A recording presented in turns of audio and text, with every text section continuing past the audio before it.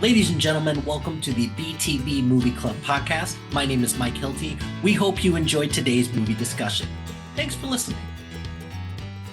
Ladies and gentlemen, welcome to the BTB Movie Club. Welcome back to our old friend Ryan Malo, who's made it after an extended absence. Good to see you, Malo.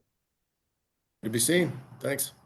We're here to discuss Everything Everywhere All at Once from 2022. It's movie number 208. This is a Hilty pick, swinging for the fences. Hilty, take it away. Talk to us about everywhere, everything, all of these things all the time, everywhere at once. Sure. So I picked this mainly because I wanted to, I guess, subvert expectations because Tim told me that if I had any type of a backbone or something like that, that I would pick a Kevin Bacon movie, and I balked at that. I was like, I'm good. So the the other thing too is that I have heard all the discourse about A24. I Oh, yeah. get it. I do. And this is an A24 movie, so I wanted to have a conversation about that. Plus, I wanted to take a look at this and see if I still enjoyed this as much as I did when I first saw it, and if it would still be like one of my favorite movies of that year. And I still enjoyed it, but maybe the novelty is worn off a little bit. But this also will go down for me as one of the movies where I saw the trailer for this and I was like, nope, this looks stupid. And I did this with this movie and I did that with The Matrix as well, because I saw the preview for The Matrix and I was like, this looks dumb. And then when I actually saw it, like, okay, I was dead wrong. Do not judge a book by its cover. So I'm curious to get some thoughts since Dan is not here. Aaron, you're gonna go first because you said you wanted to go second. So I'll slide you up to lead up spot. So what'd you think of this movie? And just give me some of your opening thoughts. I'm fine with going first slash second, whatever. I was just making fun of like, oh, we're picking our order now. That is exactly what I thought at first as well. But I'm taking you up on that offer. All right. Don't put it out there if you're not ready. Um, I had seen this before. I watched it, I want to say, in a similar situation. Uh, Everybody had gone to bed. It was probably super late. I was probably drinking a bit and put it on. Um, the first time and this time. I think I finished it up about 3:22 last night in the AM, or this morning. Um, I wasn't a super fan of it the first time I watched it. I had probably maybe dozed off for a minute or two here and there. Um, Watching it this time, I don't know why I had such a hard time following it the first time. I really felt it was disjointed and didn't get a whole lot of what was going on. This time, I really enjoyed it. So I actually wasn't super looking forward to it this time. Not because I hated it or anything. It's because I had seen it, not super enjoyed it. And, you don't usually go back and give that kind of movie a rewatch. I'm glad I did because I really liked it this time. Understood way more of, I don't know, the motivations or what was going on or how it was happening. The jumps were way more followable this time, even though I was probably less sleepy but more drunk. Um, but I really liked it this time. I don't know if I'd put it in like a top 10 or anything, but the amount that I liked it better on the second viewing um, is I can't quantify it. It's a marked leap. Um, so say it was probably a D plus, C minus. I might even give it a B plus, A minus. Um, that's how much more I liked it this time. As far as anything specific to speak about, um, the acting I thought was great. I liked how um, the short round, who do you become? what's his real name? Yi Wei Kwan. Yeah, I'll go with that. His back and forth between the one who knows and the one who doesn't, the one from the being destroyed timeline to the, you know, the regular husband that was just trying to divorce his wife, who was no longer a joy to be with. I really liked his difference in personality between the two. It was subtle, but it was good. It was enough to know what was going on. And I mean, they did the Clark Kent thing, you know, taking off the glasses when he was Superman, and, you know, back to regular old doting husband with the glasses on. Enjoyed the fight scenes, enjoyed the ridiculousness of it. Actually empathized a bit with the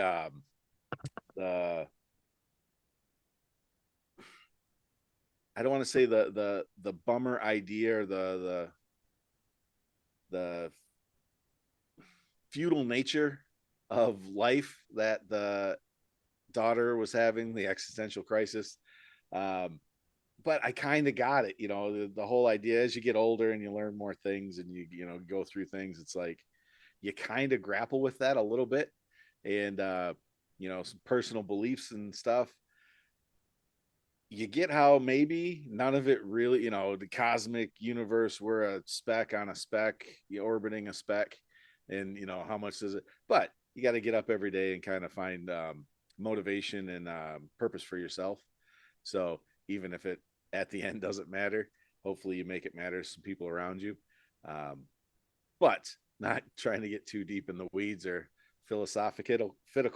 I mean, Um, if there's a movie to get all deep and philosophical Right. with, It's I feel like weedable. this is pretty high up there. yeah, but I don't want to, you know, come off the bench, you know, lead off and, you know, get real deep. So save that for the, you know, whoever's batting cleanup. Which I'm not even really sure what number that is. I was like, he's going I know baseball it's not analogy. the This last. doesn't make a lot of sense. I know it's not the last batter. I'm saying it's fourth. The fourth batter's batting cleanup, right? That is correct. That is correct. Yes. Um, In so this universe. in this universe. But yeah, I'm going to leave it at, I liked it a lot better this time than the first viewing. The acting was great. Jamie Lee Curtis, you know, was great. I loved her in it the first time as the crotchety old tax lady, but, you know, up and down the board, you know, all the main characters, even to the girlfriend, Becky, was it Becky? Yeah. You know, I liked all the characters. The dad, I think we've talked about before, being in different movies. We watched Big Trouble in Little China, right? In this group? No. Oh, No, we didn't. all right. Well, I've watched it recently. I think somebody did for Chinatown, or somebody made a joke about that. Yeah. Okay. No, but that wasn't the one I watched. The wrong one, was it? I don't- All right, I because don't I've remember watched now. it recently. I watched it in the last year, and I know we've talked about that actor. The one that plays the main bad guy in that movie, being in everything. So I liked him in it too. So anyway, that's where I'm going to leave mine. Cool.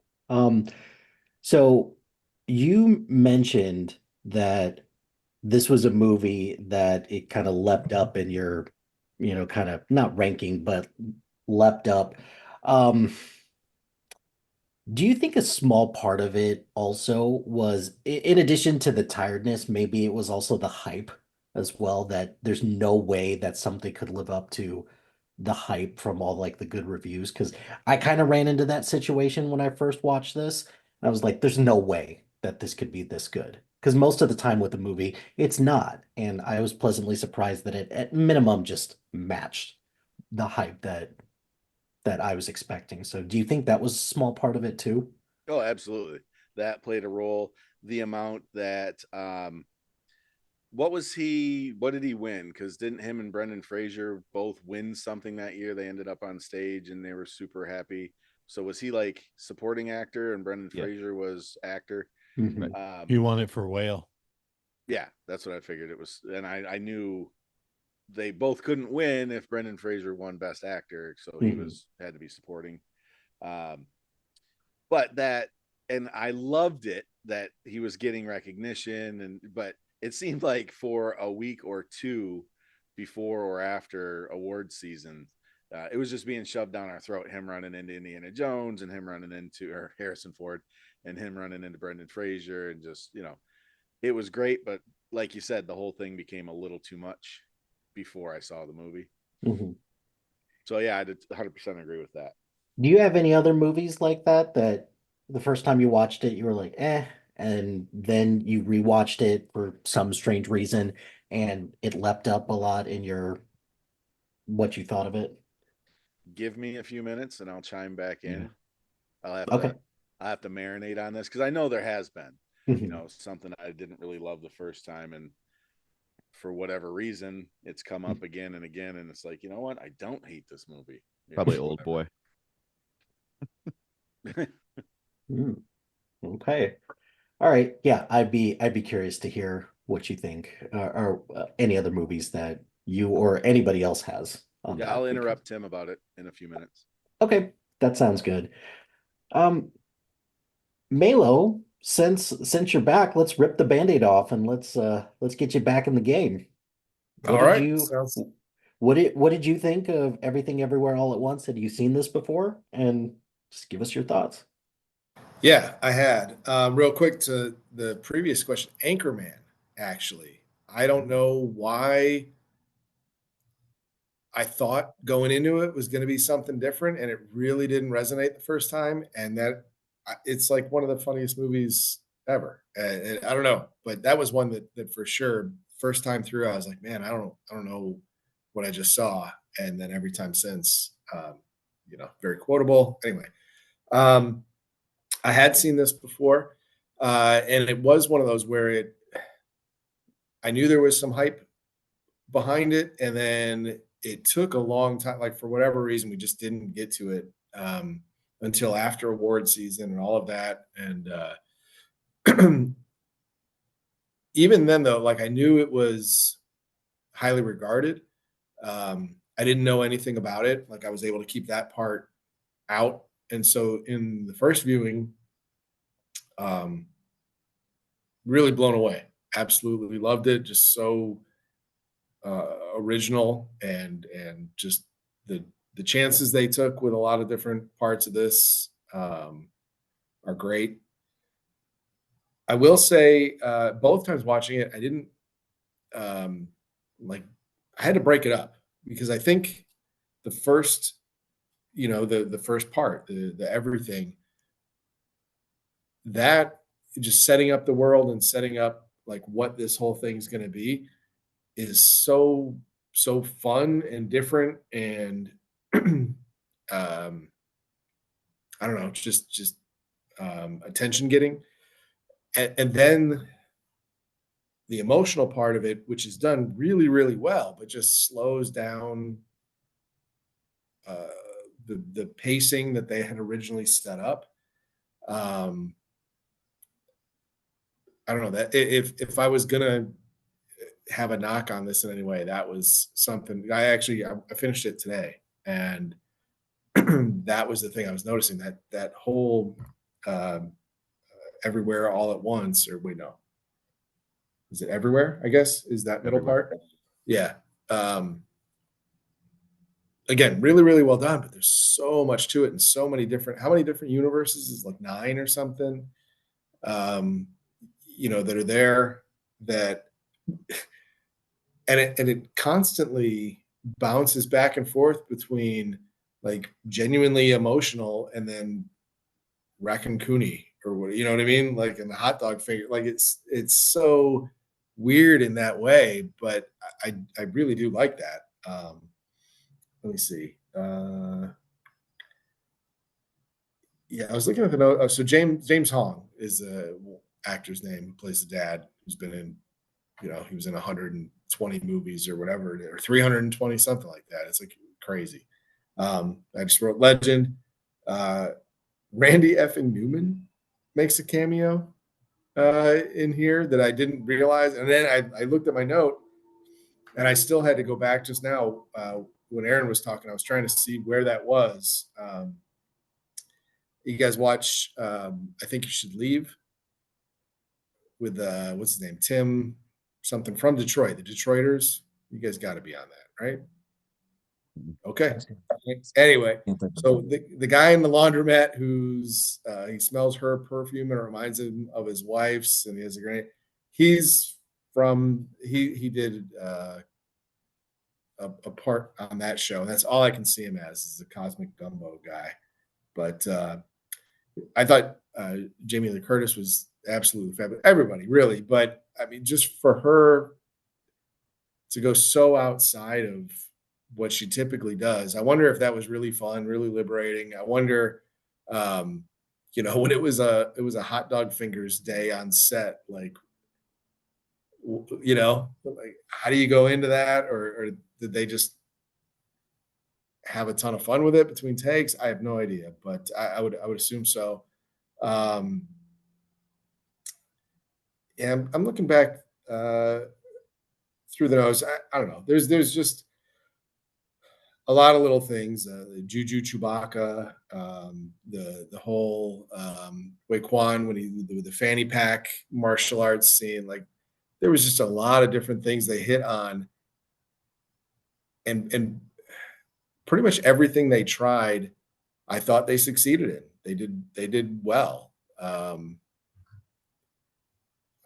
Like I said, I think the one knock maybe it dragged a little bit in that middle portion before getting there, but I mean just everything from googly eyes on a rock, like so strange and unique, and just really cool that they wanted to take chances, and I think by far it paid off. So that's my thoughts. Do you have a particular multiverse in this that you resonated with the most, or one that you like the best? Because, like you said, there's a lot of them, and they're all unique and different in a lot of ways. So I'm curious, was there any one that kind of you enjoyed the most from a story standpoint, or just one that you thought the funniest, or whatever? Sorry, there's a dog barking. It just started. Here we go. I mean, the central one I think is the one that I enjoyed the most. It was it felt very honest. Holy. But I guess the one that intrigued me most is the one where they didn't end up together, but they were both clearly successful, and then still had that connection. If I was, if there was a sequel or something, like I would want to know more about that. Interesting. Do you think that there could be ever a sequel to something like this? If there's money involved, 100%. I Of don't think there course. should be, but I think there Mhm. could be. They're working on that right now, probably. Yeah, yeah. I would like for there not to be, Mhm. but I mean, I don't know. They took a chance on this, and it worked. So who knows? Yeah, that's definitely true. Because with in an age where Hollywood is so much more risk averse than it was before, and you feel like a lot of the more risky stuff goes to television instead, it it's nice to see Hollywood take a chance on something like this and to be as successful as it was. Anybody else, does anyone else want to see a sequel to this, or see if anything is explained more? Because one question that I had was that if there is something in a movie for any of you that isn't explained, are you okay with that? Just kind of just thinking abstract, because they don't really, they kind of yada yada over the like how everything kind of came to this point where the multiverse like becomes like this big thing. You don't really get any context to that. And so for some people that works, and some people they don't care. Like for some people that works, and some people they mind. So I'm curious, anybody else have any thoughts on that? or either or? No. Because I asked like No, five but questions. Hilty, was that a Seinfeld reference you just made?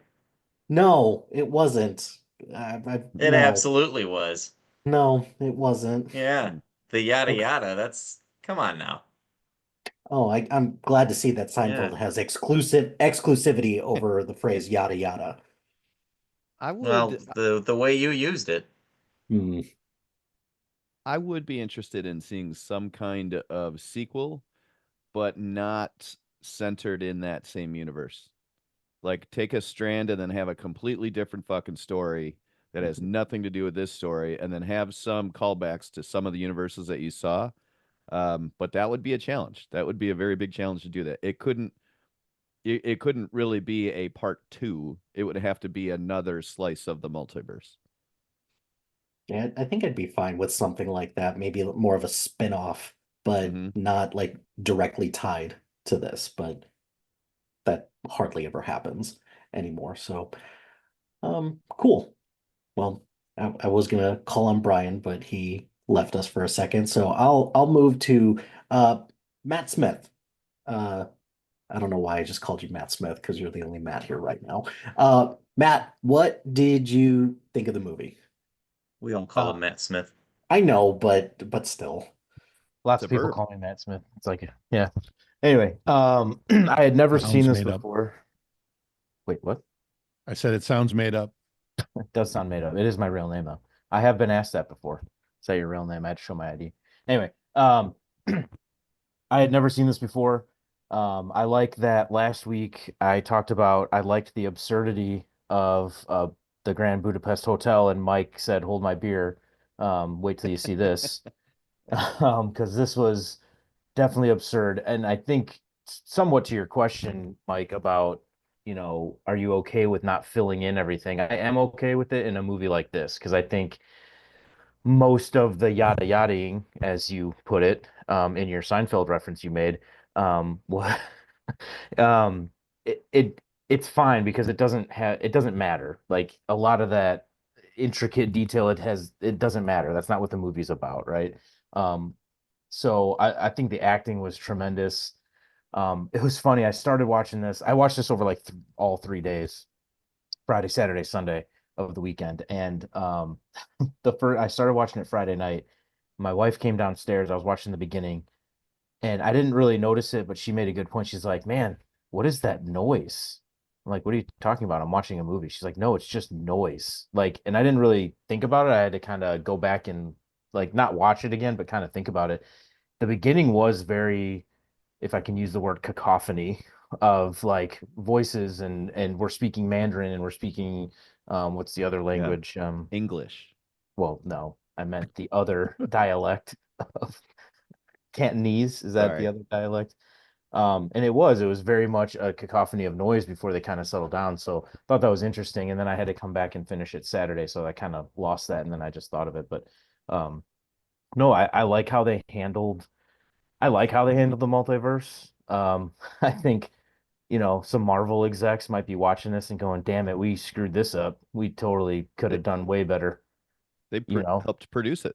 The Russo brothers helped they produce did. this. But I mean, how do you watch this movie and not think, man, we could have done a lot better job? Like we could have, maybe we Oh should yeah, for sure. maybe Because we, you look at some of the Marvel movies that they've done that involve the oh, multiverse, and it just makes you scratch your head well, yeah, and a I was little reading, bit. I think, and I didn't do a ton of research, but I think this came out right around the same time as Doctor Strange 2. Is that right? Does that sound right? Mm, yeah. And which that had people have opinions on that movie, I'm sure either way. Not one of their better ones, I think, would be the general and just anyway, so I think it was a great take on the multiverse, and I'm fine with them not explaining everything. I'm okay with they even I mean, MacGuffin, whatever you want to call it, whatever the everything bagel was funny. I thought that was a funny pun. Like she put everything in the bagel. That was the joke. Um, but she still wasn't happy, right? That was the whole thing. Like she did all this and she still wasn't happy. And I think that definitely, I don't know about you guys, that's what I felt like the message was it doesn't matter how much stuff you have or how much stuff you do, it's not what matters. And so I thought that was very unique. Felt somebody said the Matrix felt very Matrixy. like, hold on, let me download Kung Fu really quick, so I can fight these people. I actually thought Jamie Lee Curtis was spectacular in this movie. Did she get nominated for? She won the She won. Academy Award. She won for this? Okay. She won over a very heavily favored Angela Bassett to win this, but Wow. her and Michelle Yeoh, they kind of came up late because it was kind of a foregone conclusion that Ke Huy Quan was going to win Best Supporting Actor for this because he had swept literally everything. Every award season, there's one person that just sweeps everything, and it's like, yeah, okay, yeah, that's fine. But Michelle Yeoh and Jamie Lee Curtis kind of got some momentum later on, and they both ended up winning Oscars for Uh, that because Kate Blanchett for Tar was heavily favored for Best Actress, and then Michelle Yeoh said something.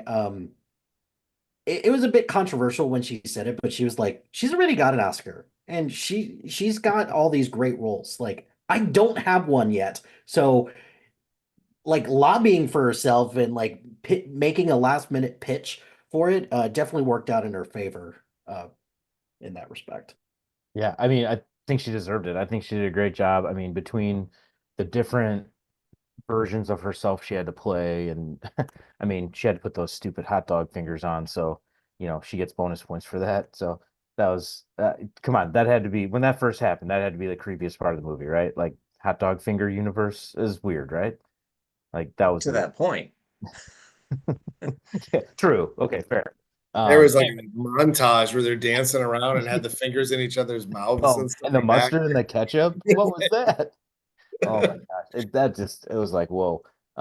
If it wasn't such a good movie, that might have taken me out of it for a little bit. I was might have had to turn it off, but Well, no, it's not a coincidence that they're lesbians in the hot dog universe, right? I mean, I wasn't gonna say it, but okay. Aaron decided to say it. That was Aaron Lashbrook, everybody. If anybody Why you gotta call Oh, it we all have out? last names today, huh? well, you guys you guys said Yeah. my full name every time you talk to me. Anyway. So yeah, no, great pick. I'm glad I watched it. I probably need to go back and watch it again just to catch some of the random things that I'm sure I didn't pick up on the first time. Um, but yeah, so great pick. I had heard a lot about it. I think it lived up to the hype. I think it did. Between the absurdness and sort of the strange nature of the material, it ended up being a really solid movie. So really enjoyed it. Well, good. I'm glad for that. Um, do you have any other like multiverse style movies that you like? And was there anything about this specifically from a multiverse perspective that kind of just worked? Because sometimes like we talked about with the Doctor Strange multiverse of madness, it didn't really work at times, but this one did. And you mentioned the absurdism of it. Is that the reason why this worked, or is there something else I think a there? little bit. I think they didn't try to over explain it. They didn't try to fit every single um what am I trying to say? Like not every universe had to make sense. Not everything had to be explained. Yes, it's a movie. You're gonna have to suspend your disbelief for a second and just okay, the premise of the movie is this. That's what they're going with. We don't have to give you every single little detail about it, nerd. Like you don't Shut up, nerd. shut up, nerd. You don't have to understand why the ship has a warp drive, you Star Trek nerds or whatever from Galaxy Quest.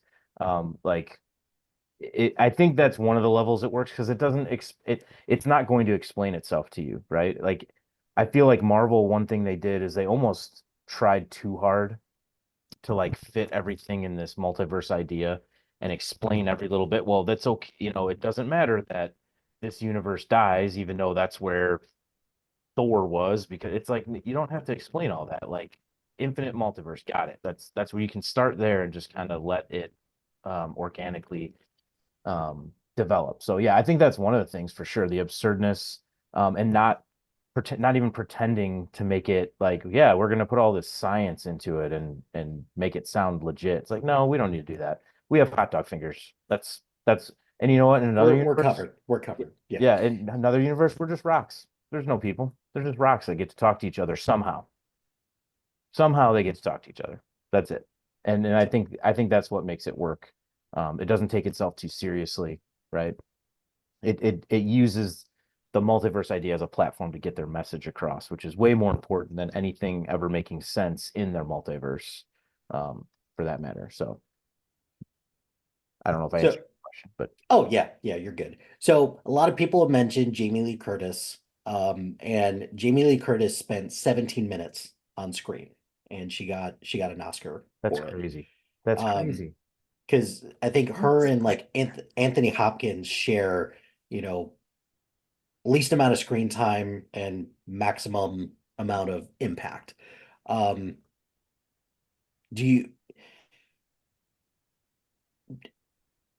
do you think that, having someone on how how am I trying to phrase this? Because she definitely deserved to win her Oscar. Um, and she was playing against type because this is very different from what she's normally done before. So I guess I'm kind of curious, um, for her specifically, what was it about her performance that kind of resonated the most with you? Because it's, she's the grumpy old tax lady in one universe, and then she's, getting her finger or her hot dog finger sucked in another one. Um, so what was it about the Jamie Lee Curtis's performance for you that kind of resonated?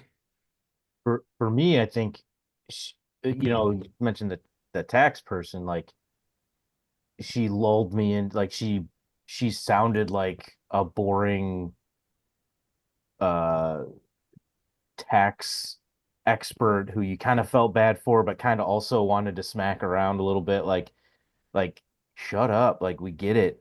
Your life sucks, She kind of looked the part, she acted the part, but then to watch her, not her, but like acting wise, flip the switch and now she's this zealot for Jobu or whatever, and has the bagel on her face, and she's ready to smack you with a wrench. And then she's hot dog lady, and then like to me, every time she was a different person in a different universe, I believed it. I kind of believed that she was that person. So that's for me anyway. That's why I think she deserved it. Anybody else who had thoughts on Jamie Lee Curtis and kind of just what stuck out the most from this particular performance for her? Well, Matt's right, just as far as the range and how she threw herself into every single different role that she had within that role, every different sub role. But I guess I'm just surprised that it was only 17 minutes. I felt like she was on screen all the time, and she wasn't, and it's because she's such a big presence in this movie. I'm just surprised to hear that stat. That's also very close in time to what's his name for A Few Good Men, Jack Nicholson, when he won that. That was 17 minutes or something like that, also, which is Was it William H. Macy or something for Fargo? I thought there was one like that too, or maybe the other way around. Francis McDormand. I don't know. But I thought her vulnerability, as far as like what she was wearing and the haircut, Mhm. I thought that was just interesting. There was the scene where she talks about being good with their feet or whatever, and she like does a loving uh, motion like on her face with the foot was hilarious. And the other thing, not like why she deserves it, but something with her character that I thought was hilarious that they did. So she has that wrist brace or whatever. When she's playing the piano, she's got one on her foot Yeah. or ankle. Just little stuff like that they they they did very well, and she took that and made it even more. All right, good stuff. Thanks, everyone. Brian, I was gonna call on you next, but then you got up and walked away. So now you're back, and tell me, what'd you think of Everything Everywhere All at Once? Well, I too had seen this before, and I watched it in two parts and did not like it. When you picked it last week, I was like, oh, man, and watched it again and really liked it. I don't know why. I mean, like Aaron and I actually ran into each other Thursday and kind of was like, you know, gotta watch it. But there was so much about it that I guess I didn't remember or didn't get the first time and picked up on a lot of things. This movie's all about Evelyn's relationships with all the other characters and how she's dealing with things. The uh, way her husband, was kind of there for her. And the whole idea of the divorce was to strike up a conversation. He couldn't find a way to talk to her. And he said, his friend did this and it got them to start talking. So he started this lawsuit for a divorce and it didn't go, he's thinking this, maybe we could start now actually having a conversation besides when you're mad or need tax forms or you need me to do something around the laundromat. Um, you could tell her resentment where, back in the day, she made the decision to go with him and her father ruled her out. And then you get to see the different world where she didn't go with him and became this great star. So all the stuff that they did, and they did this multiverse to the nth power because like a lot of the other universes, it's slightly this or that, and there's not, but this was, basically every decision fractured into a new multiverse. So there's just millions of different multiverses in this. And then to have them all in one person, like Jobu and now Evelyn, um, it's that's why there is the power involved with Jobu, and they're thinking that she's trying to destroy things because she made the everything bagel, but she wanted Evelyn created, like she said, so she had somebody she could share the experience with because no one else understands it the way she did. And Evelyn was the one who basically created her. So um, I just thought watching the relationships that how she worked with all of them and trying, hiding the daughter being a girlfriend or a lesbian from the grandpa and everything she went through. And just the first act was, you know, really well done. They, opened the door to the next act where they were resolving things. I mean, just all of it was done very well. Um, I did have a question for everyone because I kind of think, unless I missed it and I wasn't drinking, so J- Jobo creates the everything bagel so it would destroy all of the Joy characters in the multiverse and destroy her. And she goes in, Evelyn lets her go into it. She goes into the bagel. Why was Joy still around afterwards? Or did Jobu not go fully into the bagel? She reached back out at the end. Okay. I think the bagel process takes a little time, is how I looked at it. And during the time the bagel was doing its process, she crawled back out of it. Okay. So I think the I best explanation that I can give is "shut up, nerd," and just okay. be. Yeah, they went. Hey, No, there you go. I went with the bagel process taking time. That's what That's I went it was But- nothing. There was But you're Brian, just I speaking. get what you're asking though, because there are certain things in this that the first time watching it, I was like, wait a second, this doesn't make sense. And then after a while, I was like, I'm just gonna be here to enjoy the ride. Yeah. Well, I Yeah. think, and Brian, maybe you're doing the same thing. I kind of saw the bagel as being a black hole. and they did the whole Event Horizon, and she gets pulled in, and we all know from every science movie we've ever watched, there's no coming back from that. So I was kind of in the same place, but she clearly like unspaghettificationed herself and got out. So I don't think the Humane Society backed this movie after the dog scene. So I think that's a safe assumption, and I think that part was the part that I laughed the hardest at because I just was not expecting it at all. oh no, yeah. I think that's like because that comes in right after kind of a lot of the stuff kind of starts to really go off the rails. So I don't know why I wasn't expecting it. Maybe it's the Jenny Slate of it all as well. Big Again, nose. just another another person who's just making the most of very limited screen time that she has. But I, yeah, I would agree with you. I did read somewhere Quan did like 90% of the stunts with the fanny pack. That whole action scene, he did most of it. He I was don't. he was a stunt coordinator for a long time, and he didn't want to get back in front of the camera. But this one, it just he was looking for something that just didn't portray him as just like a adult version of Short Round, even though it kind of Yeah, does a little bit a at little bit. times. But when they kind of started to explain to him about the branching off and all the other universes, he was like, "Oh, so I get to actually act a little bit. Okay, cool. I'll I'm tell in." you, Most he. voice. I do. What, Matt? I'm I sorry. I just said it's mostly his voice because he still sounds like Short Round. Yeah. Unfortunately for him. Sorry, Brian. No.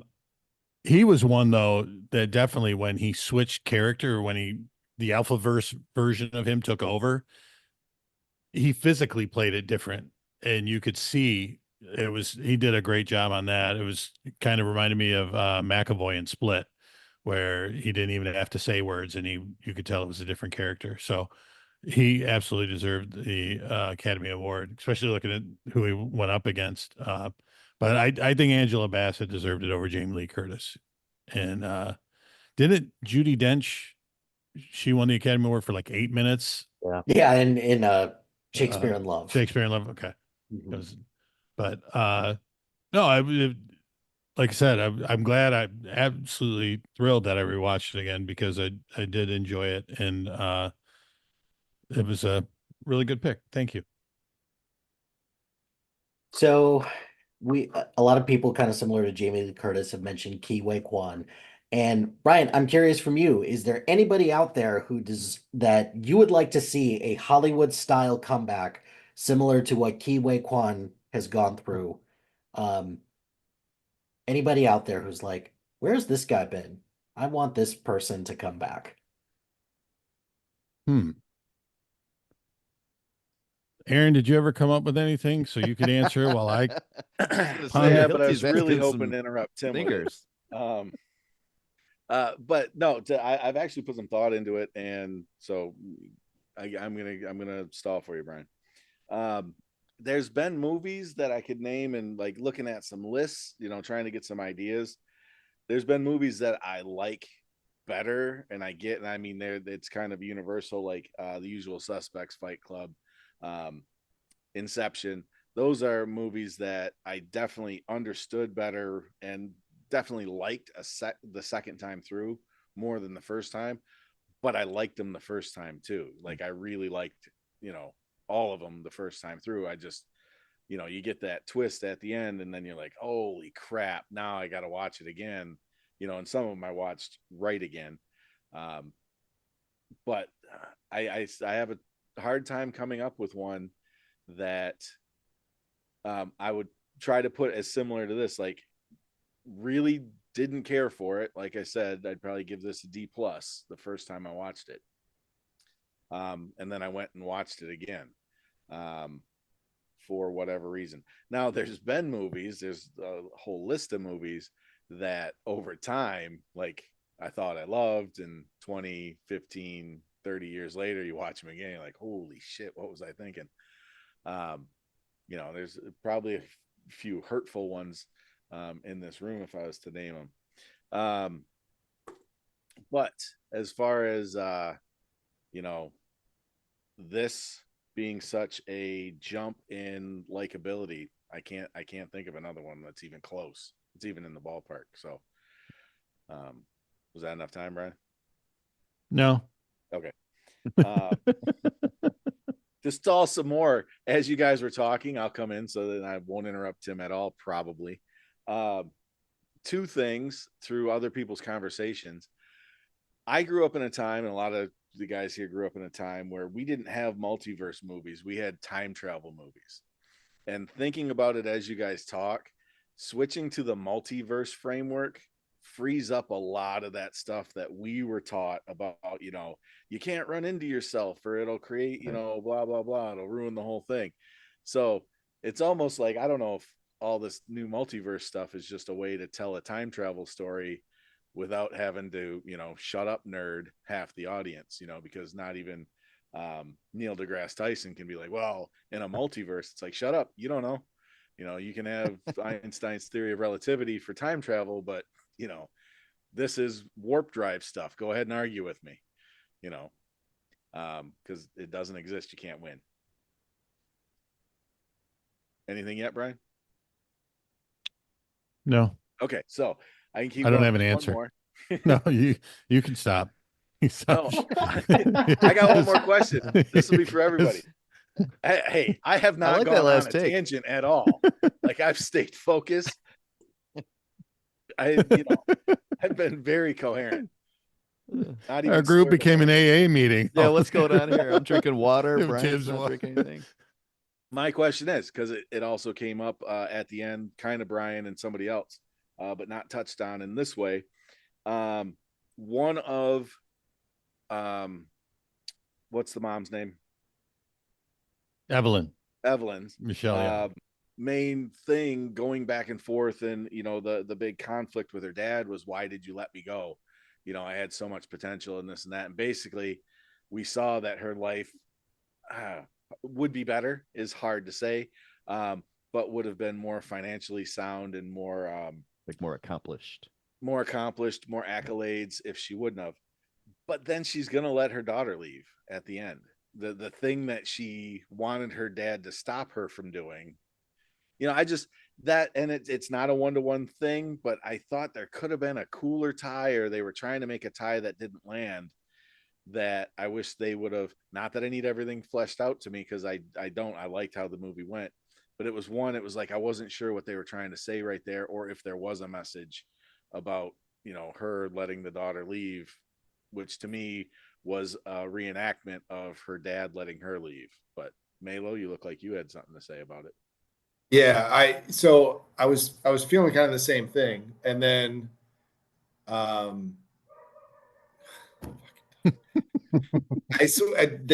never hear them anyway. Her comment was, "Why'd you let me leave so easily?"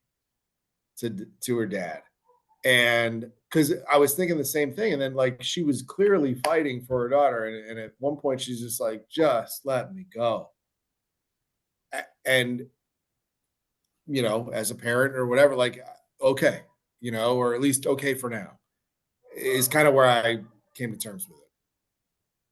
Yep, and I got that out of it too. You know, I just like, I was like, oh, was that supposed to be it? Did I, you know, kind of thing, or was it a bigger picture? Like I said, that they didn't land, or that I missed altogether. But I totally agreed. By the time she was like, "Just let me go," and very emotional scene, you know, it's like, yeah, you got, you know, how far do you go the other way till you damage her the other way, you know? So it was a very thoughtful movie, you know, thought provoking movie. So that's all I got, Brian. I'm done.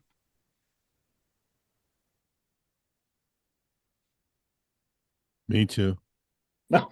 I don't have an answer. I don't know the mythical actor that I would like to see performing again. Okay. I don't have one. That's fine. There's Judd nothing Nelson. wrong.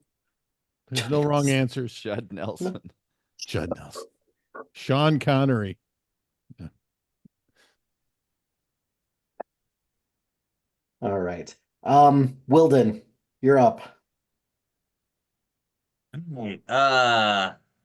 Wow, what a ride. This I love this. I had never seen this movie before, and I wasn't really sure what to expect because I actually didn't know anything about it at all. I just knew that it won a lot of Oscars and a couple of the actors that were involved. Everybody's already talked about how amazing the acting was. I'm right on, I mean, right there with you guys. I thought the effects were pretty good too. I mean, there's that scene where they've got the mother and the daughter and they're going through like multiverses just so fast and they have, it's almost a little bit of a strobe effect, but they had all the at some point I'd love to go back and just like maybe like frame by frame just see all the different little backdrops or whatever they had for that one little scene there. But yeah, no, I the effects were fantastic, but geez, what writing for a story? Like what a story. Um, I guess it's not a whole lot to say that hasn't already been said, but other than, I thought that the kind of disjointed like nature of this movie kind of was its strength. When usually a lot of times that's the weakness. I know it's kind of been said too, but when you're watching a movie, I don't do this on purpose, but a lot of times sit there and I'm like, oh, okay, this is the message of this movie. Oh, okay, this is what this movie's about. Oh, okay, and there are several times, especially at the end, it seems like they switch it up on you almost, every few minutes where it's like, actually, no, this is the message of the movie. But then every time they switch it, that new message builds on the last one. And then when they finally come around to the final message of like, let's be happy with what we have here, family and the little you have kind of thing. And the way that they bring the whole thing full circle from um, when the daughter's the Tupaki is you when she said the villain's perspective, the villain's motivation, saying her philosophy is nothing matters, and she says it in that way that's just like very depressing and like fuck it, do what you want, nothing matters. It's very sad. And then to bring that all the way through all these different themes and all these different messages along the way that they keep just swerving you on to come all the way back to Evelyn saying nothing matters, but that same phrase meaning something completely different and in a very sweet way was just like, wow. And it's been a big few days for my family, so I emotions are running high for me, so I was in tears at the end of it. Um, but I just loved it. I thought this was absolutely fantastic. They do the same thing with a lot of different aspects. There's kind of another thing about like, Matt, you were talking about how it's like you don't really need everything explained. I don't know if you can explain everything. And again, that's kind of the charm of this movie. It's like there it breaks all the rules. Melo, you said earlier too, it takes a lot of chances and it's or maybe I don't know, somebody said it was took a lot of chances. But like even if you're thinking about like, well, who's the villain? Well, okay, well, it's Jobu Tupaki, but is it? Well, no, she's also, she's the one they're trying to, and like, and then after after Evelyn kind of decides, oh, I'm going to become like you to try and defeat you, and then suddenly she starts seeing things from her daughter's perspective, and then the grandpa in the Alphaverse, suddenly it looks like, oh, maybe they're kind of the villains here. And it even gets to the point towards the end where it's like the grandpa's is like, oh yeah, he's okay, so he's the villain. But then even he has the moment of like, oh yeah, no, you're right. It's all these just completely disjointed one to another type things are actually very, very well connected and just the most impressive web of writing I think I've ever seen for a movie. I was blown away. This is probably in my top 10 favorites at this point. I it might be. I don't know. I'll have to watch it again to see if I can actually like back that up. Someday I'll watch it again, but from a first view, I haven't had that pleasant of an experience that maybe not pleasant might not be the right word, but just like I haven't been that impressed with a movie in a long time on first viewing. I was blown away. And I'm glad it won the Oscars that it did. Because, sometimes when you have movies that have more of a sci-fi type element into it and everything, people are like, yeah, it's not real, like acting. They're not gonna. But it was fantastic. Anybody that won an award, I thought, deserved it for this. Not considering any of the competition in it, but like it was, yeah.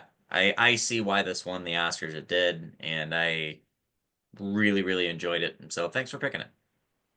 Yeah, you're right. Genre movies don't really get the love that they sometimes deserve from an Oscars perspective.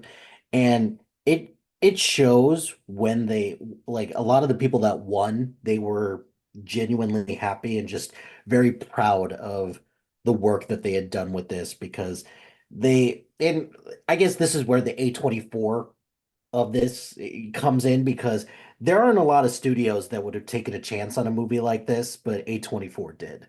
And I'm wondering, has anybody's opinion of A24 gone up, down, stayed the same since watching this, or because So I when I feel like when I I feel like there's very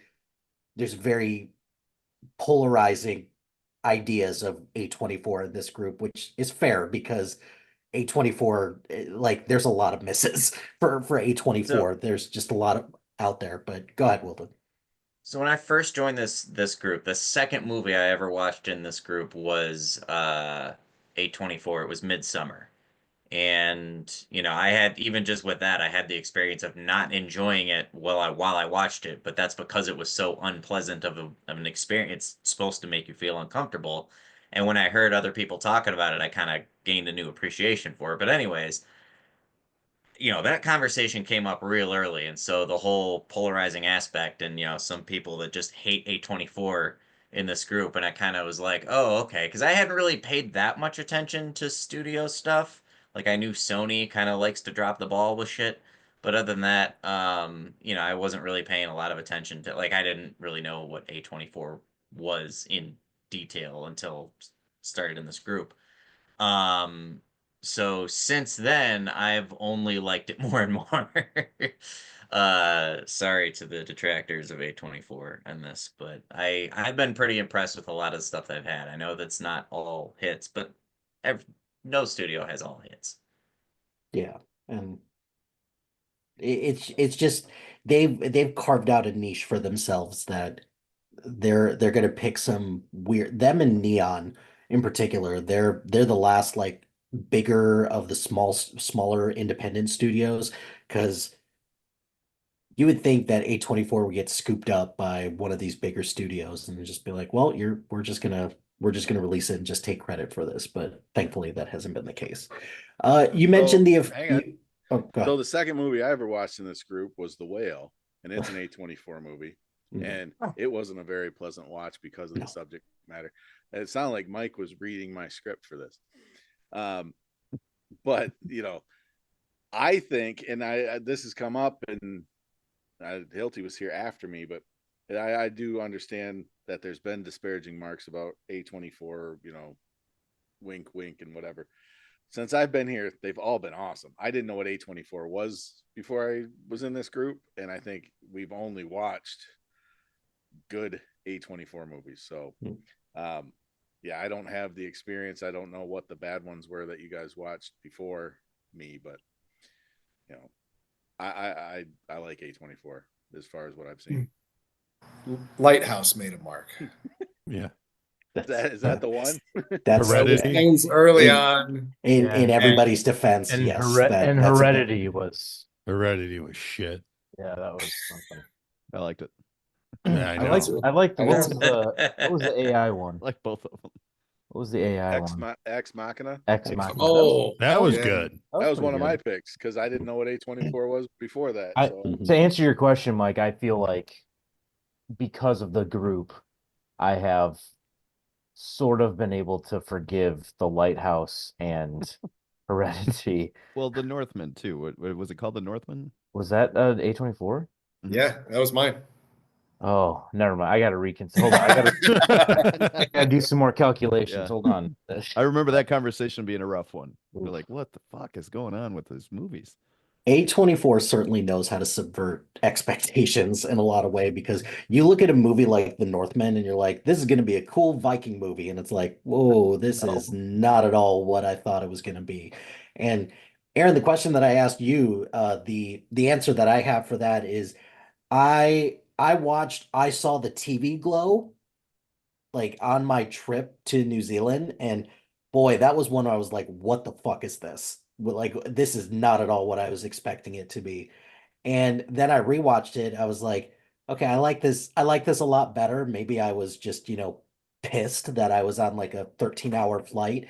But yeah, that was one, and that's another one from A24 that I was like, I don't get it. I don't see it. I don't understand. And then I rewatched it, thought it was better, and then kind of read up on it. I was like, oh, okay.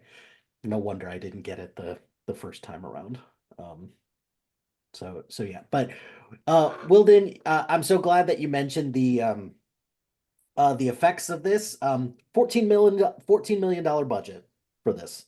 Only 14 million. And this grossed worldwide 143 million dollars, which for A24, that's one of their highest grossing movies of all time globally.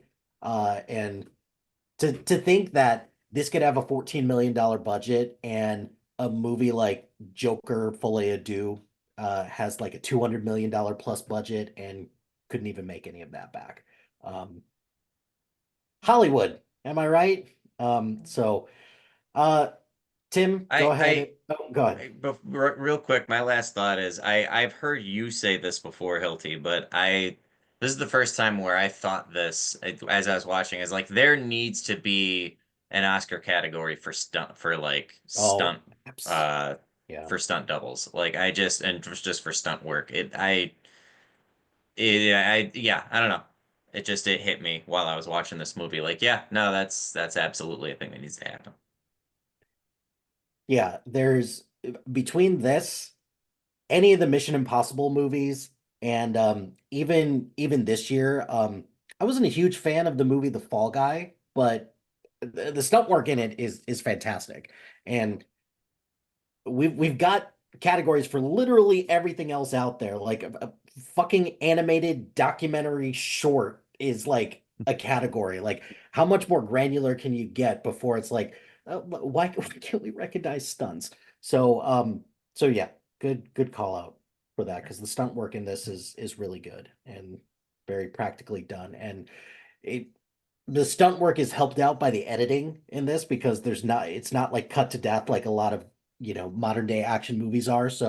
Um so yeah, I fully I'm glad that there's always a movie out there that's like, yep, this needs to be recognized for like this particular category. So appreciate that shout out. Um Tim, go ahead, bring us home. Okay. I'm a little fragmented on this. I have not seen it before. And knowing that I was out of town this weekend, I tried to watch this in a couple of different times. And so I watched part of this on Wednesday, part of it Thursday at about 1 a.m., and then watched the last 50 minutes of this right up until we got on here today. And this really isn't the kind of movie where you want to watch some of it and then skip 3 days and then come back and pick up where you left off. It just doesn't work. So I'll give you what I have, but I think me going last year is kind of like when the team's already scored 50 points and they put in the backup quarterback. I think that's my MVP candidacy today. Um, I Are you making a Detroit Lions I reference right was, now? yes, I was, yeah. I was gonna say that was a nice Easter egg for the line. Yeah. Mm, Yeah. mm, Yeah. okay. And it's been a few minutes since we said hot dog fingers, and I just want to say hot dog fingers one more time to stay consistent. Mm. I was I did a little as I like to call it, crouching tiger, hidden schizophrenia was how I was describing this thing. Um Here's what I liked. I talked to Matt Smith about about this a little bit after I had seen the first, I don't know, 20 minutes, is that I really like when you do something that's this far out there, and this is out there, you get to make up your own rules for how the universe is work, or the universe, or the universes, however you want to look at it, and then play it out in real time. So this starts out where Evelyn starts experiencing an awareness of more than one universe, and you get to learn the rules at the same time she does. And I really like when movies have a good concept and get to do that, because you get very interested and you're trying to figure stuff out as the character is, so you're kind of on the journey with the character. I do like that. um I wrote down that you picked this for the theme Kevin Bacon's 6 degrees of Kevin Bacon, and turn it into a million degrees of everything all over the universe. Well played with the theme there. I wrote down Toe playing piano is bullshit. Um, some of these are reactions to some things that you guys said. I think Matt Smith said hold my beer. I felt like this was more like hold my bong. Um, because I'm trying to figure out how this started. And I looked up the writers, because I was like, okay, somewhere, sometime, a mother and daughter got high as fuck, and the daughter made an everything bagel, and the mom was pissed about it. And they were like, you totally got to write this. Um, so I looked up these writers, Daniel Kwan and Daniel Schneinert. They've been working on this since 2010. It took them 12 years to put this movie together. And so when you think about all of that background stuff, I think they worked on this for a long, long time, as far as talking about the rules that we don't get to understand. Like, I love our shut up nerd comment. Hilty brought that to us. But the ones who write it actually have to nerd out a bit and have some feeling for what the rules are, even though they're not going to give them to you. So they probably had to sketch out a whole bunch that didn't even get used in the movie. And I think that's pretty fascinating, especially if they spent 12 years on it. Let's see. Waymond Wang, that's our guy's name, Waymond Wang. I was trying so hard not to laugh at that, you know. But the one of the producers' name is Wang. And so I think he had some influence on that. And just, we're at a point where doing impressions of other people's accents is kind of frowned upon. But the characteristic of Asian accents, one of the jokes was they turn every R into a W as you're, doing the impersonation or whatever. And I've never heard anybody named Wayman before, but I've heard a lot of people named Raymond. And I was like, they're making a play on, they're making a subtle play on something here. And I thought it was pretty cool.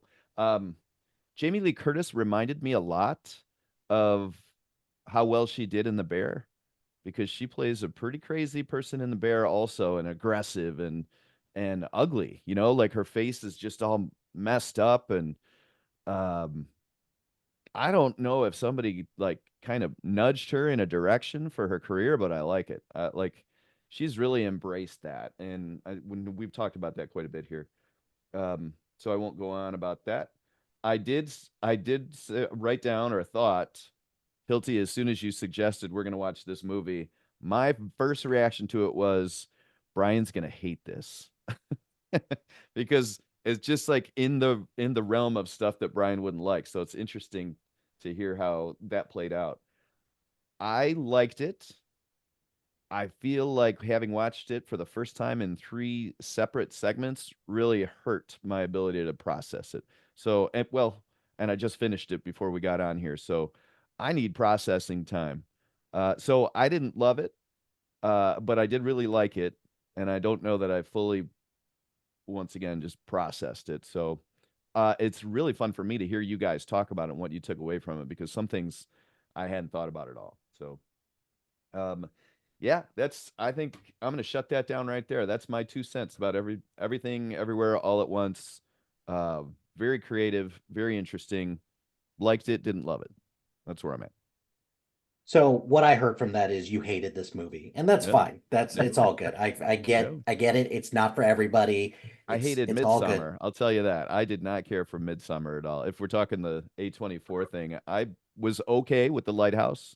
Um, I liked Heredity. I looked at it as more of a comedy. Like that was supposed to be kind of a horror movie, but I giggled a lot while watching that. Um, and most of them A I've lot been of good things to say about Midsummer during that conversation. yeah. Most of them I've been okay with, but I don't think I've watched an A24 where I was like, I love this. I see what they're doing. This is just groundbreaking stuff. Most of it is like, okay, I see what you're doing. You're getting weird and artsy, and I can roll with that. Some of them I've liked more than others, but none of them have been like this one. This was game changing for me. I love this on this giant level, and I would include this movie on it. But yeah, it definitely doesn't mean I didn't like it because I did. I'm sorry, I didn't hear anything that you said. All I remember is that you said you hated this movie, and it's Okay. all good. All right. So you mentioned the writers, the Daniels, as they're affectionately known The as, Daniels, yeah. and yeah, they shot up in my estimation as somebody that I'm going to be on the lookout for from this point forward. Because the only other movie that they wrote and directed before this, the feature-length film, was the movie Swiss Army Man. Has anyone Okay. ever heard or seen that one? Mm-mm. Heard of Uh, it, never saw it. yeah, Swiss Army Man is the one where Paul Dano, yes, Paul Dano is kind of pulling like a Weekend at Bernie's thing with Daniel Radcliffe as a dead body, and it's just him on this island and just the two of them together. Um, it's kind of fucked up, but it's actually really good.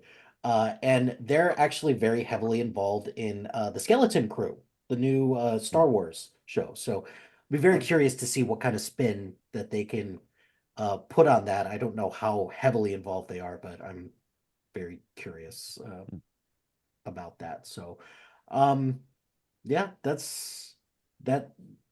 I mean, the only other thing that I could add is that from a writing perspective, I do think that kind of the big quote from this is, in another in another universe, if if all that we are is just doing like laundry and taxes, I'd be fine with that. I think that's going to go down as like one of the best movie quotes probably of the last like 20 years or so, and it's going to go down as like one of the Yeah.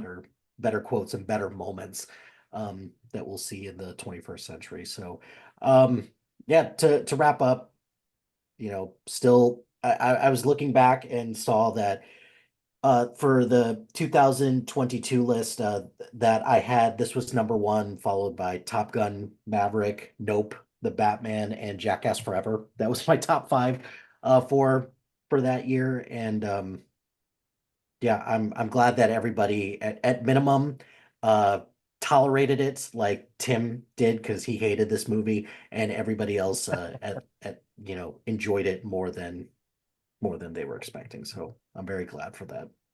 I don't say false statements about you guys. Tim, at one Uh, point, did you assert that the producer um, imposed his wang on us? Yeah, he sure did. I want to make sure we were clear on that. Yeah. That's Solid. Never mind. Did who was talking? Somebody was talking about effects. Do you see that it was like five guys doing the effects, learning off of YouTube? Really? Like they didn't. That's how they saved money on the budget. Is they just learned how to do it from YouTube and they just did it, and it looks pretty good. So maybe that's the way to go. Also, did you see they based Jamie Lee Curtis on a stock photo? I'm going to send it to you right now. It's great. This is great. Well, um, Jamie Lee Curtis and kind of like the choices that she's made. Isn't that terrific? Well That's played. Well played. uh should make this the thumbnail for There you go. when we release this. Um Jamie Lee Curtis, kind of with some of the choices that she's making, she kind of reminds me a little bit of what like Hugh Grant is doing right now because I just saw the Heretic not too long ago, and I really enjoyed that, and I'm really liking this late stage Hugh Grant where he hates everything that he's doing, but it's It's all so good. It's so good because between this Wonka, where he's fucking Oompa Loompa, and then Dungeons and Dragons, like keep doing what you're doing, Hugh, and it's the same thing with Jamie Lee Curtis. Just keep doing what you're doing because it's great stuff. Yeah, that's all I got. Back to you, Tim, who hated this movie. Oh, Mela, did you have something else or? Yeah, two things. So I don't know how we got here, but Hereditary, not Heredity. Oh yeah. That makes more sense. I Actually. mispronounce words all the time. You know, anyway. And then I remember like 10 years ago or something, my wife pointed it out, but Jamie Lee Curtis, and I'm sure, you know, obviously you get past 30 as an actress in Hollywood and, you know, it's the roles uh, are not there or whatever, but her whole thing was like no plastic surgery, no, like I'm just gonna be me and do my thing. And it seems to be working out. So kudos to her. Yeah, Yeah, she's indeed. survived on that Activia money for a long time, you know, doing Yeah. Probably doesn't hurt either. Yeah. Yeah, it's funny to think of her in doing these kind of roles, to your point, Melo, and thinking about like the True Lies scene where she's strip teasing and stuff. Like this is a totally different person. Yeah, for sure. And I agree. Good for her. Okay, so that'll put a bow on movie number 208, Crouching Tiger, Hidden Schizophrenia. And so Wilden is up for a new mini theme here. We're gonna have some of the guys who have been in this group for a shorter amount of time pick some rewatches. And we weren't recording them anyway, so it'll be a first time listen for people listening, which is outstanding. Wilden, what do you got? All right, I um looked over the list, and there were a few that like I have seen before that I would have loved to be here for that conversation. There were several of those, but I wanted to pick something I hadn't seen. So we are going with the critically acclaimed coffee. I'm just kidding. We're gonna watch Parasite. Okay. Coffee and cigarettes. I was laughing. I missed the actual pick. What was it? Parasite. Okay. That was the one that kind of stuck out to me looking at the list from before, that I was like, of any of these movies that I hadn't seen yet, that was kind of, there were only like two others I was like, oh, I gotta see this, but that was one I was really disappointed I wasn't around yet for. So I know that's another pretty, that one won an Oscar too, didn't it? Yes, it did. Yeah, it was the Yeah, first so foreign I language first foreign language movie to win Best Picture. yeah, Yeah, we had I've wanted to see it, so we're gonna do that. we had a bit of a themed conversation here today, and it was I really didn't like this movie the first time I watched it, but the second time it kind of grew on me. We had a little theme there. I wonder if we'll have some of that going on in this group because, as I recall, not everybody was a giant fan of this movie. So we'll see how that plays out. Interesting. It feels like an A24. I was thinking about it. Yeah. It's not, but it does kind of have like it's a unique It feel. sucks. Sure. It's it's actually the other weird studio. It's Neon. So yeah, Okay. yeah, very similar. That did come up today. Yeah. Similar. Yeah. What other movies does Neon do? Like, what are some of their biggest Their hits, I guess? their most recent one that they put out this year was Longlegs. The Oh, right. Anybody see that? No, Not yet. just me. I, Just I me. I was gonna go see it in the theater, but I didn't get a chance to. Wanted to. My wife does not like scary movies. My daughter does, and so but she went with friends, and so I didn't get to be cool enough. Yeah, that one's But that I one's also pretty I good heard stuff. I heard I don't know. I heard it didn't necessarily live up to what it could have. Yeah, I was that's fair. I was considering pulling the go to a theater card this week, but just because we're doing the theme that we are, I wanted to actually go with that theme. But I really want to go see A Real Pain Hmm. with Oh, Kieran I actually Culkin and watched that. Jesse. I actually watched that today. Yeah, Hmm. good. It's good. It's good. Not what I was expecting, but very good. Hmm. Kieran Culkin is fantastic in it. Oh yeah, he's fantastic and everything. That'll do it for this episode of the BTB Movie Club podcast. Thank you as always for listening. We know we enjoyed ourselves. We hope you did too. Have yourself a great week. We are partnered with the SPDM Crew Podcasting Network.